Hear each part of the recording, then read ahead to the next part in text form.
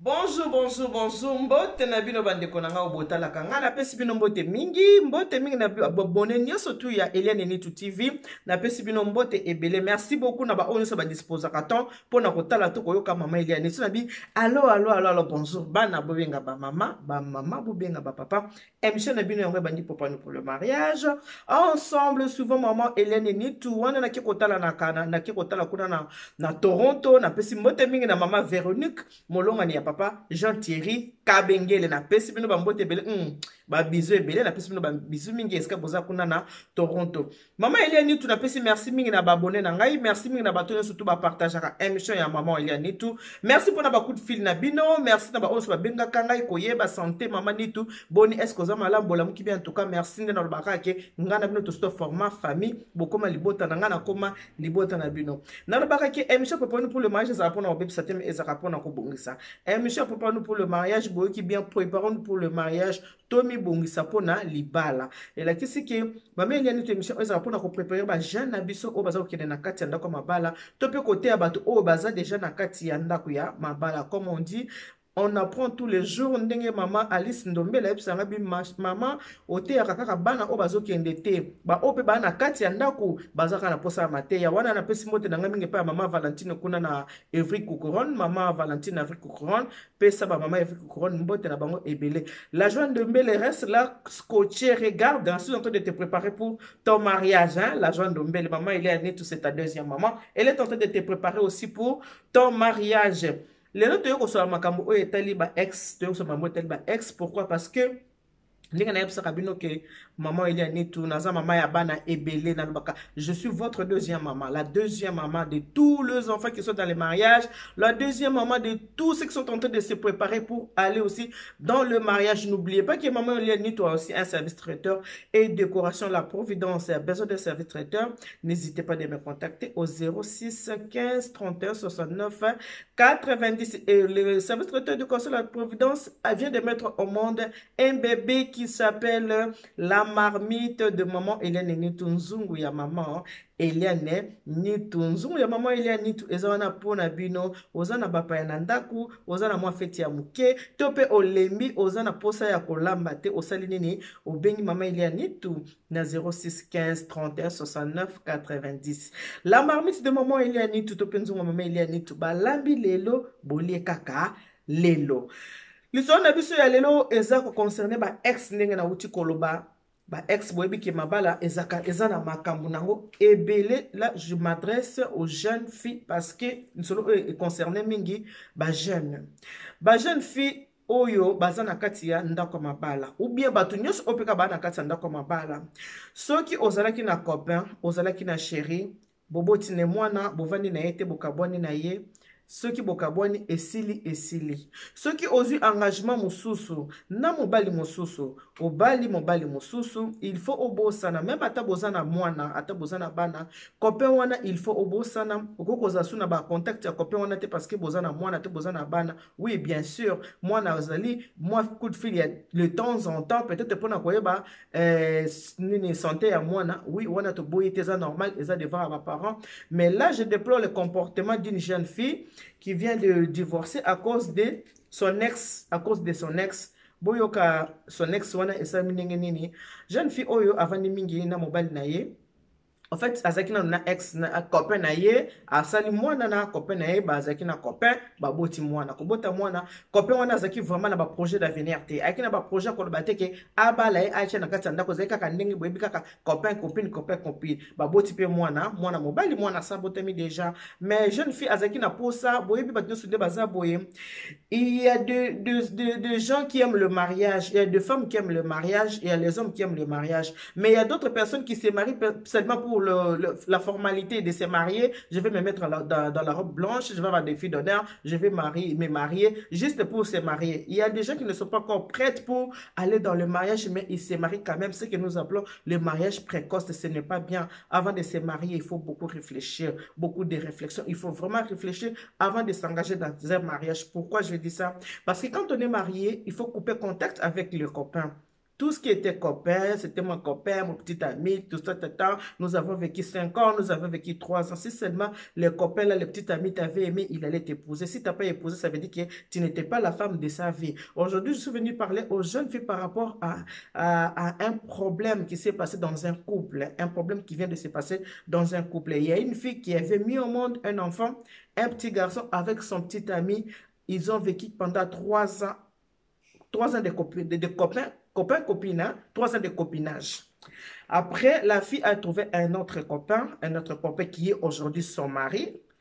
Un copain qui est devenu son mari. Son mari parce que le monsieur lui a épousé. Le monsieur a honoré la jeune fille. La jeune fille s'appelle Jemima. Le monsieur a honoré Jemima. Le monsieur a trouvé Jemima avec un petit garçon de 3 ans. Il l'a accepté comme son fils, il l'a adopté, il l'a épousé Jemima. Jemima, dans le mariage, n'avait pas cassé la relation avec le père de son fils. Jemima.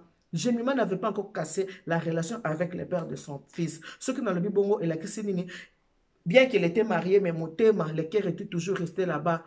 Parce que leur séparation ne dépendait pas de Jemima, c'est le garçon qui avait quitté Jemima.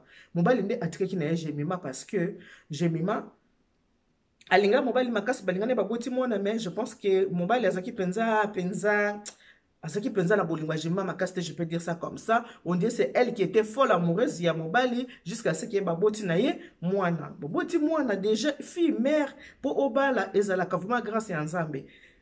Si vous êtes déjà fille mère, là, c'est une grâce. Moutou na moutou, a la chance na ye. Ne prenez pas les exemples d'autres personnes. Celle-là, elle s'est mariée 4 fois. Celle-là, elle s'est mariée 10 fois. Non, il ne faut pas vivre avec les exemples d'autres personnes. Vivez avec vos exemples à vous. Exemple na binomoko. Pas les témoignages. Ne vivez pas avec les témoignages d'autres personnes. Il faut moutou. Il faut un témoignage. Oyo ya yo moko. J'ai mis na katianda kwa libala. Azaki toujours kobenga kopena yewana. J'ai mis na katianda kwa libala. Abande kosona kopena yewana parce que bazana mwana. Mais l'isolo je demande à betelingago. J'ai mis na bolingo makasi par rapport ya mobile. Alors ça a commencé à déranger mobile na kati ndako azako mona moi j'ai des cache et pas seulement que je m'a parlé avec son ex à cause à propos de leur enfant, non, azo soigné makambo bolingo ba testo d'amour je m'a azo tinde la et puis le monsieur était là en train de rappeler Jemima ba bolingo na bango ndenge ezalaki, tu sais comment je te faisais wana na cheka ka moi direct na munoko po moyena ke de penza ndenge musika zate boyebi apa na biso toloba keba na bobenga ba mama bosanini bobenga ba papa. Garçon abandi ko expliquer na Jemima, abandi ko rappeler Jemima bolingo na bango ndenge ezalaki na les sacré ndenge ni babandaki ko vivre. Jemima peut aza ko répondre par rapport na ndenge bazalaki. Donc Jemima s'est mariée parce que mobali wana sakini atika kiye lokola copain na aboya kiye alinga ki susute. Jemima salini ni akiko boka nzoto pa mobali o abali. OK, mobali abali Jemima na bolingo ya solo po alinga ki Jemima fille mère akute na mwana ateli makamama tabi. Non, je vais prendre ce petit comme si c'était vraiment le mien. Na boko la eba vanda. Jemima babandi ko vanda na mobali bazo vanda na ye nzoka bolingo Jemima etikala ki wapi epa ya ex na ye. Bolingo Jemima etikala ki epa ya ex. Ndenge bolingo Jemima etikala ki epa ex ndenge zala kaka baza ko vanda na mobali Jemima na mobali baza na siko bavuti ko bala Jemima. Bavandi kaka 1 an de mariage. Donc bavanda ki 1 an na fiançailles baza ko yebana 1 an après mobali ya ko bala donc tout au plus ça les 2 ans ensemble ça les 2 ans la vie na bango ensemble. Jemima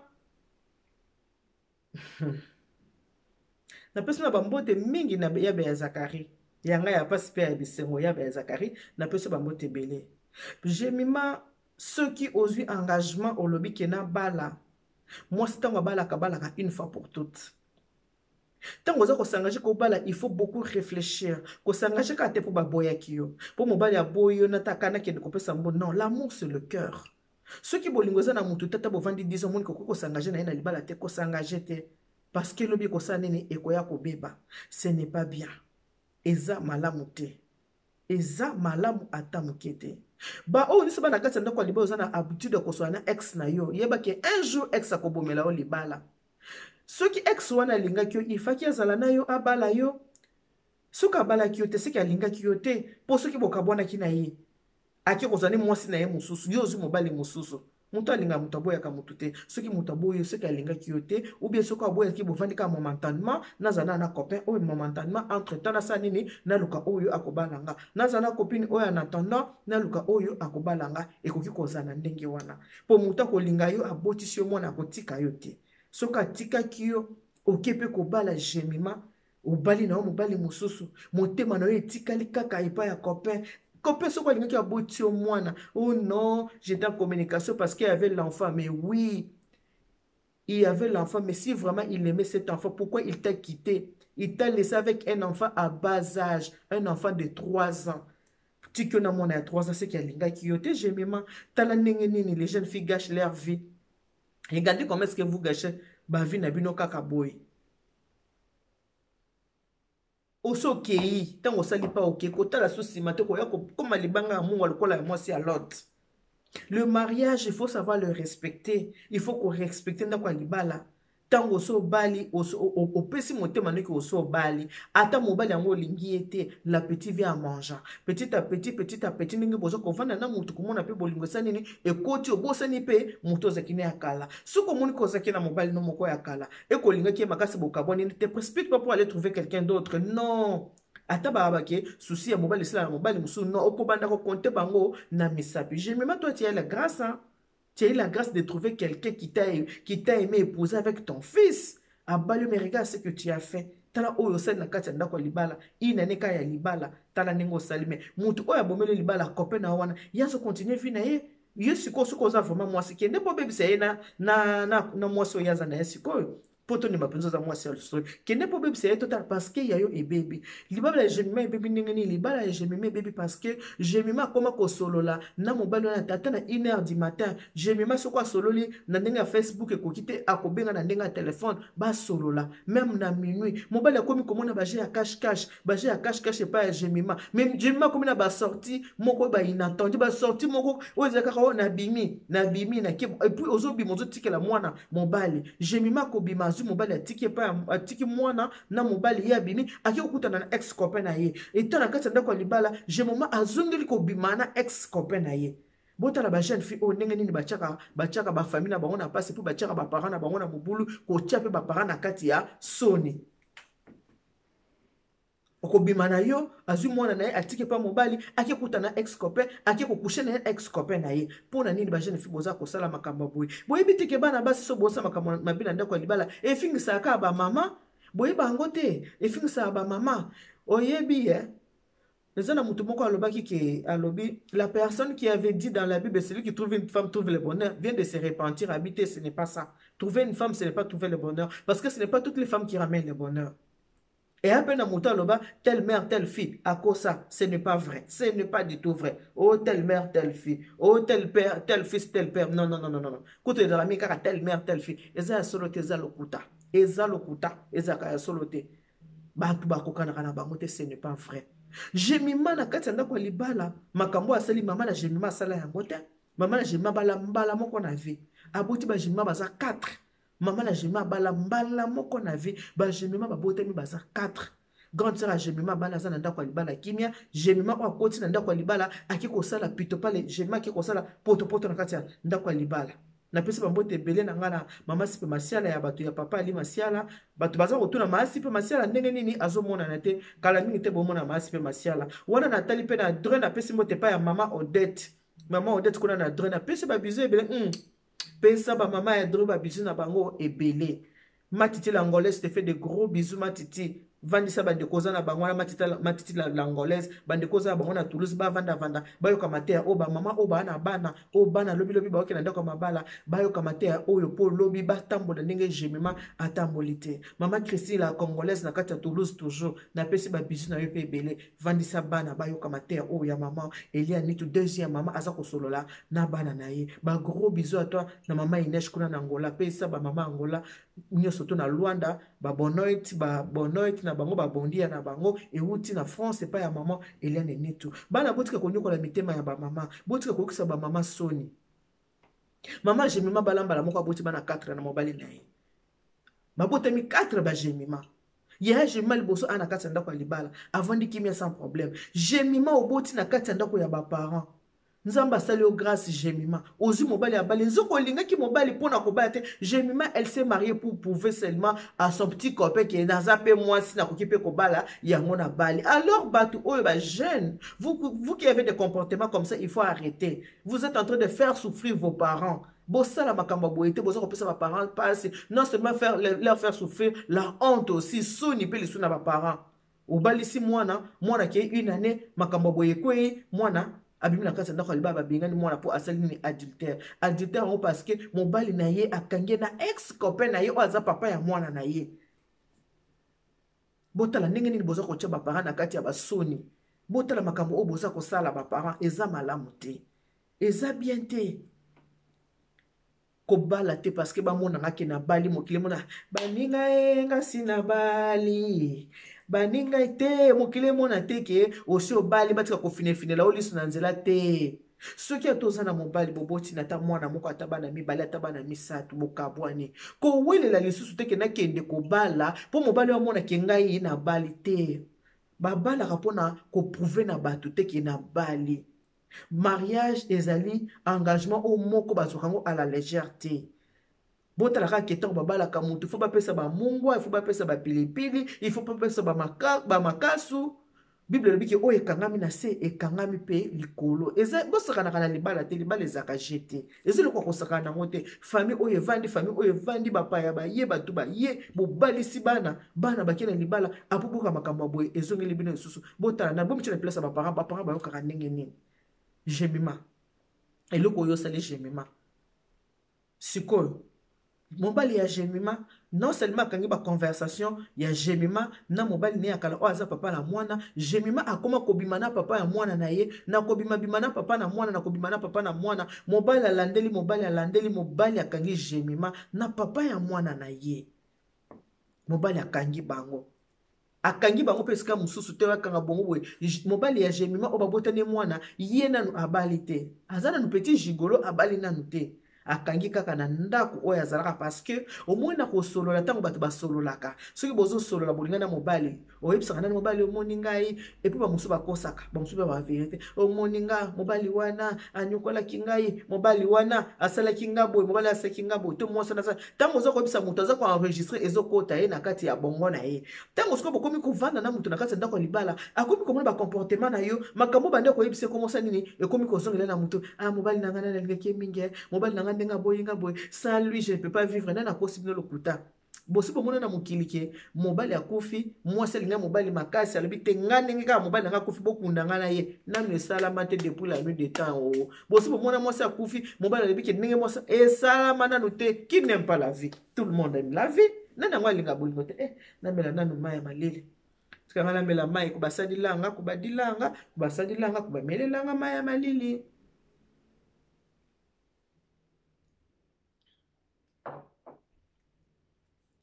Et l'eau soko suzu yango batela yango la petite vient à manger.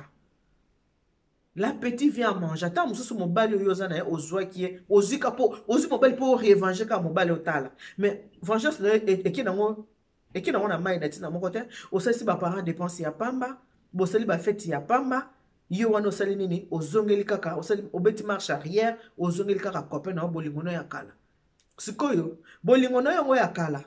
Est-ce que vous imaginez que tant que vous êtes déjà dans le cadre de libala, vous avez bimana mobali ozaki ne kala, mobali ona kotika ko respecter yote, akotika la pe ko lingote, akotika la pe ko zona libala te. Quand ça te ka ko yoka sengo ke ndenge yo koza ndako libala, obandi ozoko tromper mobali, non aza mobali mwa linga ko sangisa mwasi na mutu muso azalaka te. Mobali mo otalinga ko sangisa mwasi na ye na mobali azalaka te. Siko Jemima mobali na ye akangi ye na ndako ya ex copain na ye mobali akangi Jemima parce que mobali akoma ekolandela Jemima boyebi batu musu bazaka amoni mosa sepe na mosa luli mwasi makasi abi ofuna cheka na kati ndako libala ofuna bala ye kaka kuna lokwa bamona ki valeur na ete baboti mona batiki menga na moni oza penza gunanga mobali azwa sandini acha na kati ndako libala bale nzoka nde motema ya Jemima ezalaki kaka pa ya ex na ye. Ex on peut muta boya ki Jemima. Est-ce que vous avez na mutu na vraiment ou bien na ebité hein?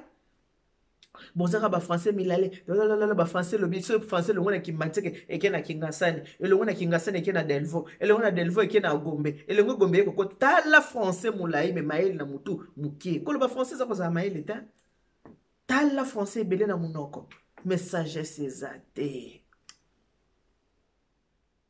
Jemima tala passe au PC na ba parents bakanga yo te mais adultère Jemima adultère mobali oki ko tromper mobali no kana ex na yo o tromper no pe bato bozaka bino pe ba ex pe ndeba bino pe ba mususu suko zaki na mwasi olinga ki mwasi te bokabona zu mobali musu tika ye lo kwa sabali avana na ndako libana avande kimia parce que cette femme n'était pas faite pour toi preuve ane que botisi mwana otiki suko zaki penza ya yo bonga ki bovanda bobokola mwana bino akola mwana lobi na maboko na yo papa te mwana atikeli kobenga yo papa te mwana yekoli koloba papa na maboko ya papa mususu atikeli kobenga yo papa te ayebi kobenga papa na maboko ya papa mususu bino pe mibali pourquoi boyebi ke basi bazaka faible pourquoi kobebisa nini avenir ya motu Jemima yaki système yaka tovanda te ezaki libala babalaki Jemima mais Jemima aza koavouer na mobali kutuke na abalaki nanga kaka po otika na bala bolingo nanga ezalaki wapi kaka na bolingo oyo akala eza malamu te eza bapunition Jemima okozwa ndenge osali boye totala nano avenir tokotala na avenir soki ekopesana ndenge nini mobali oyo akoya kozwa yo ayeba te epo makambo ya mikolo ebombanaka mpenza te eza mpasi makambo ebombana mobali oyo akoya kozwa yo ayeba mpenza ke non Jemima ndenge aza boye atrompaki mobali na abalaki na ex na ye Jemima tu penses ke mobali akozwa yo oyo akoyeba mpenza ke yo trompaki ton mari na ex na yo mobali mpe aya azwi yo susu pia apesi mpe mongo abali yo atie na kati ya ndako ya libala bo toyebi te totie kaka vrigile totia pointe natie kaka vrigile natie pointe me nayebi te natie kaka vrigile natie nanga pointe botika kosala makambo ya boye bajeune eza bien te eza malamu te ntango babalaka pour le meilleur et pour le pire babalanaka mpona mbala moko okoki kobala odivorce mais kodivorce mpona adultère te na age na yo te encore trop jeune kodivorce mpona adultère te à 32 ans oza déjà divorcé mpona adultère parce que ozali na kati ya ndako ya libala oki kotrompe mobali na ex mpo motema wana ozaki pa ex mais si réellement ex wana alingaki yo aboyaki yo pourkui afaki aboya yo te bokataka mutu nyonso ayebi ke azalaka na nini oza na contact na ba ex eza malamu te kozala contact na ba ex soki deja ozobima na ex ozobima mokolo koboya kokende kobima na ex akosala tu mobali no andako asala nini ayebaki yo bimaka na ye moi pa place libala nyo kokufa yango wana okokoma na position de faiblesse soko zizo na kati ndako ya libala ozokende kobima na ex yeba kokoma na position de faiblesse ex wana kobanda kosenga yo mbongo ex wana banda kobakesanelanga boye à tout moment soko aza na besoin na yoke yaka il faut okende po soko okei te akosala o chantage ke na akosala nyonso mobali no ndako asala nini ayeba soki oza na motema ke yo lingi mobali na yo okoboya okolinga te ke mobali na ngai yeba te okobanda kosede pa ya ex na yo wana ex akobanda kosakana na yo ata ex wana aza na ye marie deja na mwasi na kati ya ndako ekaza kobima na yo yo nde akosakanela yo nde okosambwa akosakana na yo okoma instrument na ye ya plaisir okobanda kopesa ye mbongo akobengo ere nyonso to alingi akosala na oyo alingi parce que yo oza na kati ya ndako ya libala ozobatela mpo ozolinga te libala esa nini ebeba si réellement olingaka mobali na yo okobanda kosala ndenge wana mais soki olingaka na mobali te okosanfute na yo ndenge Jemima asali okosanfute Jemima mpo na ye aza komona keloko mobali aboyinga nazusu mobali na bala mpo amona kenga mpe bakolinga nga nakoki mpe kobala ta ya boyinga nakoki mpe kobala nzoka ezalaki nango bolingo te yango mpe mibali mpe mosusu soki ozokende kovanda mwasi koletisa ye na alliance nokinoki te ope te na mosapi kotyango noki te vanda oyeba ye nano malamu soki omoniki azalaki na pase na ye azalaki na copain na ye linga oyeba bakabwanaki mpo na nini il faut kovandisa kotuna bien awa oza kosangage na libala nga nazobala yo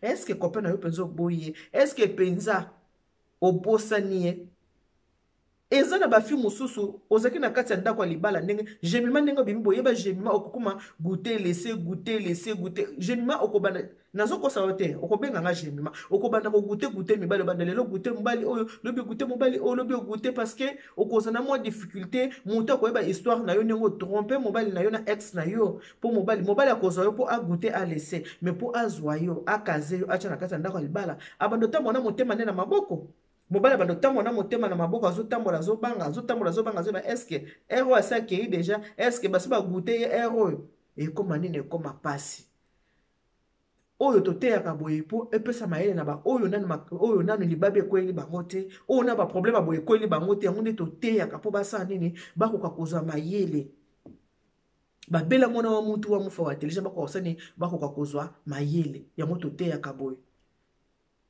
Marie-Paul Lumbu, ma sœur, moi je te fais des gros bisous. Ba bisous et belé kune seko zali. Embrasselenga bananyo soto. Ah, je le nomme, je te fais des gros bisous. Libala oyo oza na kati ya ndako libala bovandi si bafamille bavandi basepeli babini balie bameli basakanaka nango te sakana ata na système na bino yaka tovanda bovandaka bino mibale mokili eyebi te sava mais ntango déjà baparent basi bavandi bandeko basi bavandi bauti de gauche à droite ko honorer parce que bobalani libala il faut pas essuyer le lit du mariage non mbeto libala ba essuyaka yango te bajane nanga oyo surtout boza kolanda ngai bokelanga deuxième mama na bino naza koyebisa bino basakanaka na libala te ou obali na yo te parce que kobala kodivorce mpona adultère eza mabe mpe eza soni wana eza ya lisolo te ke mobali lisolo te amonaki nanu baje ya cache ya tome géré baje ya tome géré moi cache asali nini beko akangi bango ntango akangi bango abijemima ndaku na nga nyonso oza yanga baklik klak na yo bima sala nini kende zo mwana na yo kende zongela papa ya mwana na yo bandeko tozwa kaka mayele bana toteyaka bino pamba te toteyaka bino mpo bokendaka na bambeba te yango toteyaka bino bana bokende na bambeba te biso bamama tomona moi liboso na bino toyeba kobenga mama avant bino toyeba kobenga papa avant bino toyeba makambo mokili avant bino ntango toza koteya bino boyokaka biso bana na ngai boyoka ngai deuxième mama divine nitu je te fais des gros bisous boyoka deuxième mama bino aza koteya bino kozwa libala eza na likambo te mais kobatela libala nde yango nde makambo te kovanda 37 ans de mariage lokola mama Eugénie Mongai yango nde makambo te kovanda 37 ans de mariage lokola Vivi Colette Wenge yango nde makambo kobattre record lokola Yabe ya Zakari yango nde vraiment makambo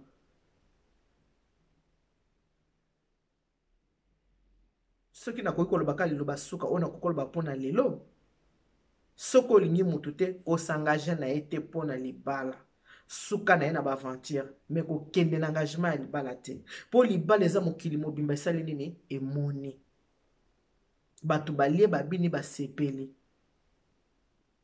or yo ozobala no kaka mpo mokili emona kobali me na kati ya motema na yo olingaki libala te eza mabe motu oyo mpe yo otiki mobali atikali na pasi wana na kati ya motema eza mpe kaka mabe abanda koregrete mwasi nalingaki mpo ye alingaki yo jemima mobali ye alingaki na yo mwasi nalingaki akotala kaka bolingo ndenge alingaki yo apart bolingo atali mbongo oyo adepensaki atali énergie na ye nyonso tu atali bajeteme nyonso ayebisaki yo nyonso ekende kaka na mai kaka ndenge wana jemima yo oza na problème te parce que yo motema no ezalaki na mobali no akala me mobali ozalaki ya sika ye motema na ye ezalaki epa na yo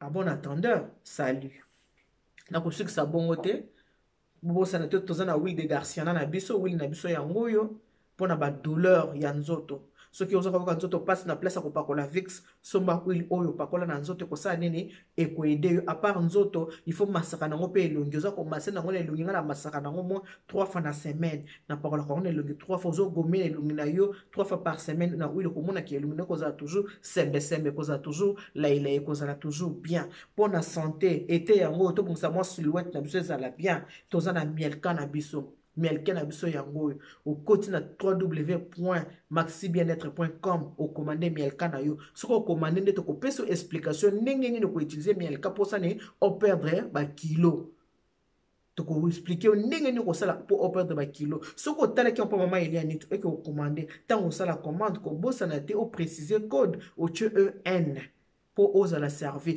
partout dans le monde entier. Maman ngai benga kinga patia Congo tikela nga voice lobi ke ozana besoin mielka kuna na Congo okozwa pe yango eza partout na Congo okozwa toujours na agence na biso okozwa Maxi Bien-être okozwa mielka kuna na Congo pe ezali nakanisi bofungoli matoyi boyeki nyonso to ona yebisi bino mpona lelo napesi merci mingi bo partager ba émission so ko tele émission Maman Elia Nitu o sepe nango o chelinga pousi ya j'aime pe o sali nini o partager émission lelo toza samedi lobi nzamba sunga biso to lobi toza dimanche to kozala na live na biso lobi à partir à 20h30 to kozala na live lobi to kosola sur le divorce to kosola makambo etali divorce lobi na pesi bino rendez-vous na 20h30 bobo sanate wa bino Maman Elia Nitu nalinga ka bino mingi na sepela bino ndebino bo sepela na ndinga pe na sakani na sepela na bino tango monaka ba commentaire na bino boza ko tia ba commentaire boza ko nyoso to natangaka esepelisanga makasi ka ndela albaka na mela mai kuba sadilanga kuba dilanga kuba sadilanga kuba melanga maza malili Nzambe abatela biso. Que Dieu vous bénisse, God bless you. Mungu abariki. Tata nzambe kalu sakumuna nzamba ni benshinen bana betu bons. Bye bye.